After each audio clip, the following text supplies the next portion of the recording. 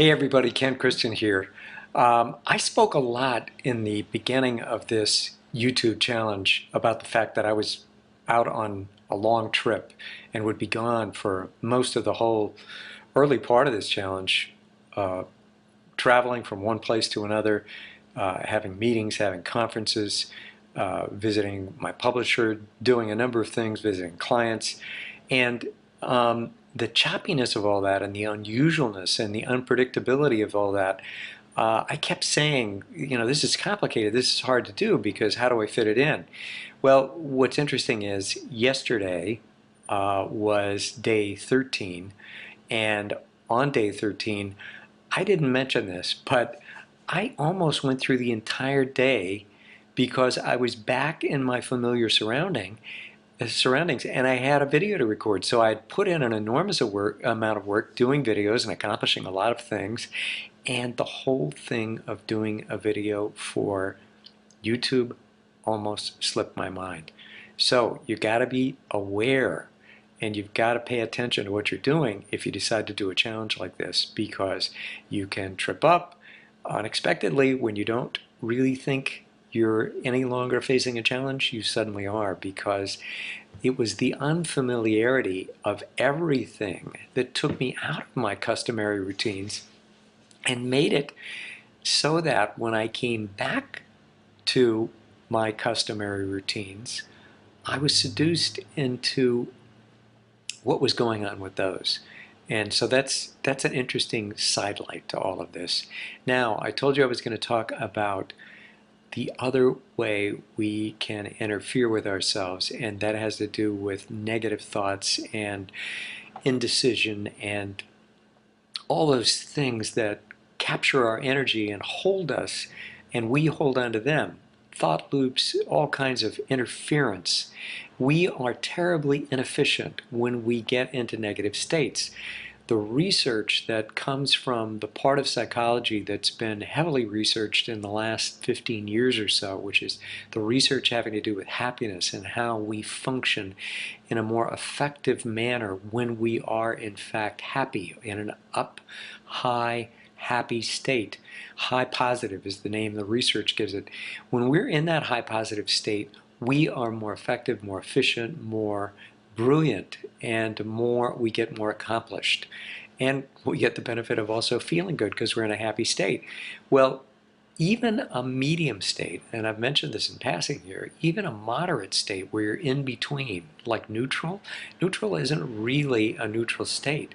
It's a state where negativity gets balanced by some amount of okay, happy feeling. You're not down in an utter funk, but that churning and grinding that's going on in the background still draws energy away from you, and it has a toxic effect on your efficiency.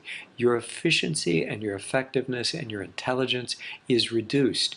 You're not as good at doing other tasks. So you have to get into a high positive state and stop interfering with yourself. Not only do you have to keep other people from interfering with you by setting up your schedule in such a way that you have blocks of time when you're not interrupted, but you've got to stop interrupting yourself with negative thoughts, and you have to improve your mindset and change your mindset to one that's effective. That has to do with creativity and growth. A growth mindset is one in which you are moving and changing because you exert effort to do so.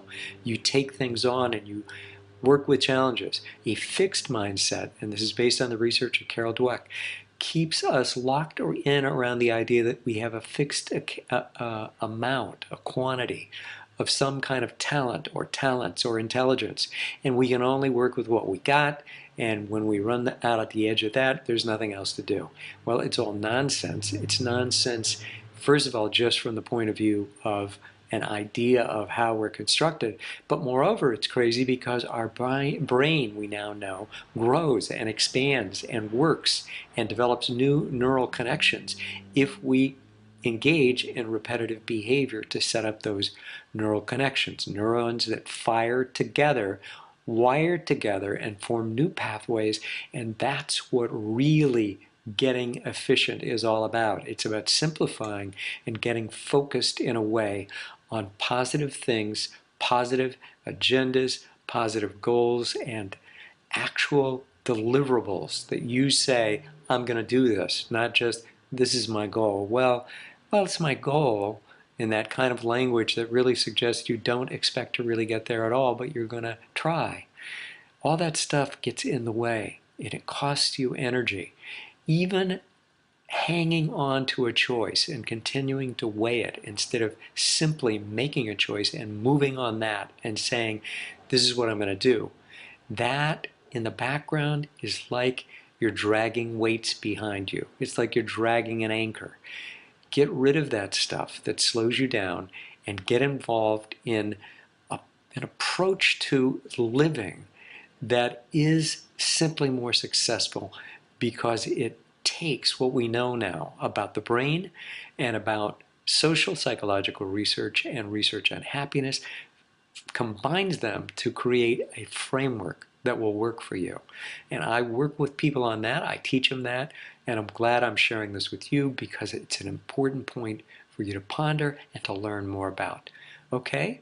I'll talk with you on day 15, which comes up tomorrow.